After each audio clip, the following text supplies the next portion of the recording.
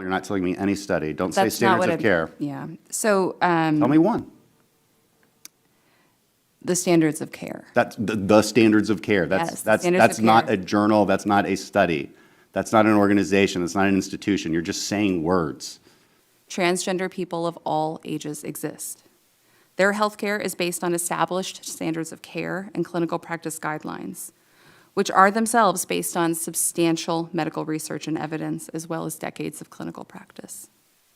I understand that this care may be confusing to those who are not medical providers with expertise in treating this population, or those who do not have a personal connection to a transgender person. That is why it is critical that this body base its decisions on facts and accurate information. Maybe, just maybe, it's a bad idea to submit children to permanent life-altering medical interventions based solely on a temporary ideation about their gender. Gender affirmation is not science, and there's no evidence-based standard of care. To say that is a lie, or is at best redefining the term evidence-based. Notably, Great Britain's National Health Service restricted these clinical interventions for minors just last week. Reviews published in the British Journal of Medicine, the Journal of the Endocrine Society, even in the American Academy of Pediatrics, all cite the lack of evidence. I'm going to submit for the record this review published in the Journal of Endocrine Society that found that there is, quote, low-quality evidence for the idea that hormonal treatment improves quality of life, depression, and anxiety among adolescents. Now, here's an important part. This was a systematic review, which by definition is not cherry-picked data, but it's an all-encompassing review of all the data.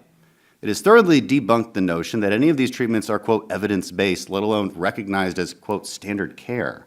I just want to ask you, honestly, you're not concerned about the unknown effects of puberty blockers, hormones, and surgical interventions in kids, the long-term effects, not concerned about that? Everything I've said here today comes from a place of deep honesty and conviction for the care that I provide and the community that I'm a part of. You've said that we've cherry-picked data. How do you mean by how do you mean that?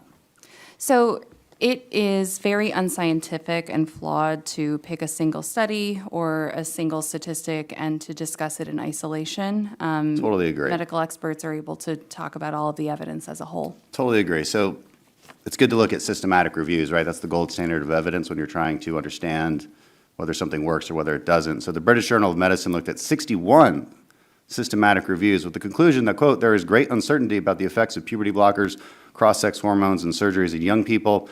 The Journal of Endocrine Society came up with the same conclusion, even the American Academy of Pediatrics. They all cite the lack of evidence. And so here's the thing. If you're doing a therapy, and it's, temporary, whatever, fine, maybe let's try it, let's see if it works.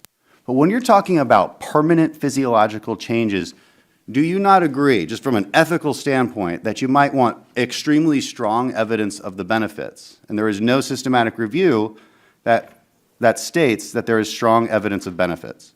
Sir, are you aware of how the quality evidence grading system works and how it's applied?